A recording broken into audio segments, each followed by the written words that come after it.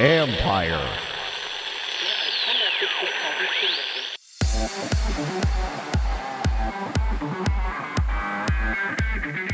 Tech is helping charitable arms grow. Our platform doesn't support the 50-50 auction, but a lot of people would say, hey, that's great, but only one person wins that. Yeah. So how do we, let more people participate and donate to our charitable foundation and give them something for it too? That's Steve Grenias, the Vice President and General Manager at Givesmart, where making the giving easier is the goal.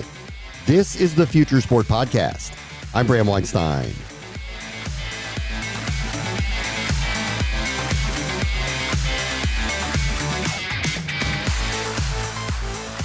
Teams have been functioning as charities for a long time. Getting those to donate, though, hasn't been easy. It typically comes in a live event, 50-50 raffle, or the like. Technology, though, is offering up new options for teams, leagues, and athletes who want to find a way to engage for the purpose of charity. Our guest this week is Steve Grenias, who's the Vice President and General Manager at Givesmart, which is a nonprofit fundraising platform that helps guide fundraising for countless sports franchises and their charitable arms. Hey, Steve, how are you? I'm good. How are you? This is a podcast about future of sports and technology. So take me through how technology has changed charitable arms of teams. So I think, what we've seen is a lot of professional sports teams using our platform to help them raise money for their charitable foundations in game. A lot of people are familiar with 50-50 raffles and things like that, but they've extended that to do really cool auctions during their games, that allow for fans in the arena to participate, but also, they've expanded that out now to run really cool campaigns for all their fan base once they're registered. So it's really, even teams will do it when they have road games, right? Or we see some teams doing things around the draft or championship weeks and things like that, even if they're not in it. So it's really, really cool to see how organizations are expanding their network, if you will, to reach more than just the people that are in the arena to raise money for their foundation. So give me the background here. Like, how did this kind of come about? What did Givesmart see here? Yeah, so, many years ago, I've been with the company for 7 years, and even before my time, we have a person on our team that had a relationship in the NBA and expanded that out to other leagues, to basically work with them to get our technology in their hands. So they could, they were running events. A lot of teams will have, a golf outing, or they'll have some kind of, gala, like a traditional gala, like a normal nonprofit would. But they also were able to see, like, hey, we have a pretty captive audience here when we have a game, and they'll, auction off jerseys, memorabilia, experiences, whatever you can think that a sports team could provide. They'll put that into one of our auctions, and people can participate through text message or, online through their phones to be able to bid and win items. Did the teams come to Givesmart and say, we want a better way to do these things, or was it the other way around? The person that kind of helps us navigate the teams hit a relationship with a lot of teams from the 50-50 raffle side, which is obviously widely popular. And then he was introducing our solution as well, just as a way to supplement some of his offering to them in addition to the 50-50. And so a lot of teams saw it as a really good fit. One of our first customers in this space was the Chicago Blackhawks. It was great because they were local. They were able to use our in-game solution. They started off having like a little stand in the arena where they would show the items, but they would also, flash them on the scoreboard or send out text messages to people that were not at the game that were interested in donating. And they also run, other events. So they'll have, they have a couple different golf outings that they run, some player-specific events that they support. So they were using the technology not only, for the in-game stuff, but also to support events they were doing as well. So, was the bottom line a little bit like, this is great outreach. We also want to do more. We want to give more. Is that it's all kind of bubbled up into one big thing? Yeah, definitely. It was, I think obviously, like a lot of people, our platform doesn't support the 50-50 auction, but a lot of people would say, hey, that's great, but, only one person wins that. Yeah. So how do we, let more people participate and donate to our charitable foundation and give them something for it too. Let's talk about the pandemic here for a moment. What has the past couple of years been like in these initiatives and working with teams? Yeah, obviously when the pandemic hit, a lot of the in-game activity got paused for a little bit. And then when things came back without fans, the captive audience in the arena wasn't necessarily there. But a lot of teams were still using the platform then to be able to raise money, which was awesome. Like the Las Vegas Golden Knights are a great customer of ours, and they were really proactive in running auctions for their fans, even though they couldn't be in the arena. And it was pretty neat to see, how they could get that outreach and raise funds for their foundation without people being there in person. So I think the technology obviously was pretty helpful in that regard, because you didn't have to be there and you could still raise money for your foundation. So, we're obviously starting to see that, the in-person part of it coming back, games are coming back, and it's really cool to see how the organizations have been able to build up. If you think of it like a mailing list or a donor list, right? They've really been able to build that up over the pandemic with getting a lot more people participating that weren't just in the arena. This episode is brought to you by LinkedIn. With LinkedIn becoming #1 in B2B display advertising in the US, you've got a great advantage. With their tools, you can stand out against your competitors while nurturing customer relationships and growing your brand. So scale your marketing and grow your business with LinkedIn advertising. As a thank you to their customers for helping them grow 3 times faster than the competition, LinkedIn is offering a $100 credit on your next campaign. Just go to linkedin.com/marketing.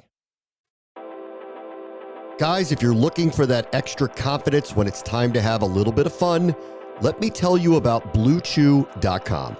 Bluewchew is a unique online service. It delivers the same active ingredients as Viagra and Cialis, but it comes in chewable form and it's at a fraction of the cost. Bluechew's tablets will help you combat all forms of ED.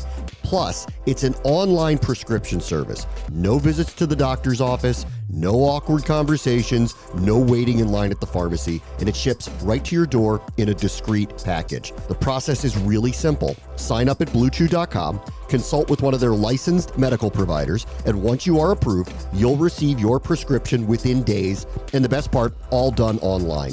Bluechew's licensed medical providers are going to work with you to find the right ingredient and the strength for your personal subscription. Plus, their tablets are made in the United States. They prepare, they ship direct, and it's so much cheaper than going through a pharmacy. And here's a special deal for our listeners. Try Bluechew free when you use our promo code FUTURE, FUTR, at checkout. Just pay $5 shipping. That's Bluechew.com, promo code FUTURE, FUTR, to receive your first month free. And we thank Bluechew for being a sponsor of this show. I want to talk to you about some of the modern stuff that is happening in and around sports in terms of digital collectibles. And if you're finding that that is something that is happening in the fundraising arms of these teams, are they coming to you with ideas for NFTs, digital collectibles, that type of stuff? Is that in your ecosystem yet? The awesome thing about the sports teams is that they have a lot of their own memorabilia or can create a lot of their memorabilia, right? We don't necessarily provide that. We just provide the software that lets them auction it off. But what a lot of teams are doing is a real popular thing that a lot of the NHL teams do is they will auction off the warm-up jerseys that players are wearing. So they'll warm-ups will happen, and then they'll post the jerseys that the players wore in warm-ups, and people can get them through the platform. So there's just memorabilia in general. I think is pretty cool, but I think it means a little bit more when you're getting it directly from the team, directly from the player on that team, and it's not just a lot of our other non-sports clients. They'll have sports memorabilia in their auctions. We do see a lot of our teams will, a lot of our non-sports teams customers will reach out to teams and ask them for memorabilia, and they do donate a lot of that to organizations that are not just associated with their foundation.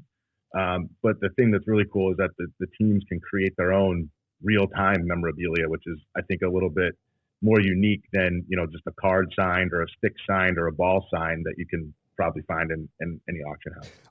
Take me through how, because of all these now new and variety of different ways that not only can the teams interact, but raise money, How do they think through now where the money goes? Is that a team-to-team thing? Is that a league thing? How do you guys figure out where the money's going to end up?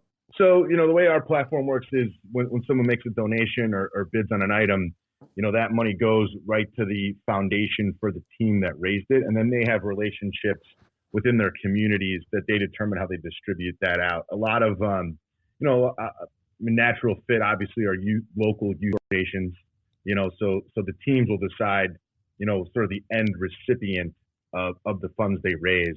But, like I said, a lot of teams, youth sports is real popular, and then depending on kind of what month it is, when there's Black History Month or Breast Cancer Awareness Month, you'll see teams donate to those organizations in those months.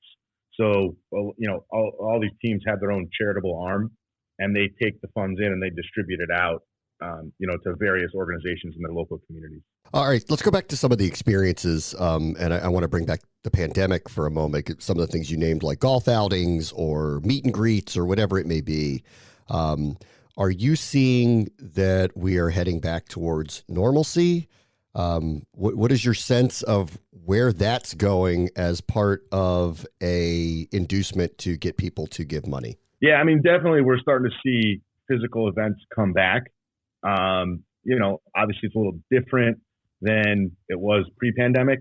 I think the really cool thing is through the pandemic, these teams, even just our regular nonprofit customers have learned that they can reach a bigger audience if they make things available online through mobile access to people that might not be able to make the event itself, but do want to participate. So what we're seeing is a lot of teams and customers are having the event still, but then are promoting that event or the fundraising portion of that event to the general public and really, using their message and their platform to get more money donated. And for you as the platform, the teams come to you and want to work with you. Do foundations come to you and say, we want to try to broker something with a team?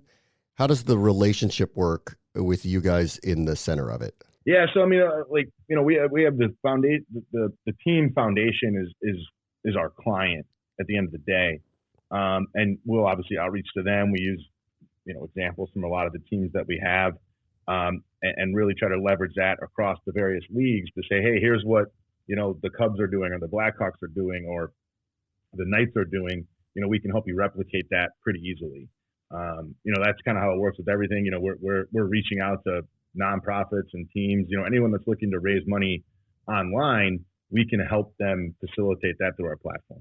So what do people want? What induces them? What do people look at and say, I will give more because of this? So I think, obviously at the end of the day, the thing that really drives giving is connecting, the result of the funds and the recipients and really, obviously the nature of wanting to do good. I think when you can tie it to the team that you're a fan of and you help them, I think that, makes people feel really good about where the money's going. So I think that's really the key is like, can I connect it, make an emotional connection to the organization I'm giving to? What we see a lot right now is that's popular are things, obviously in the post-pandemic, people are really into experiences. Yeah. Right. And so, hey, I couldn't do this for a long, long time. And now I have an opportunity to have this really cool experience that's not, like I mentioned, just a ball or a stick or something.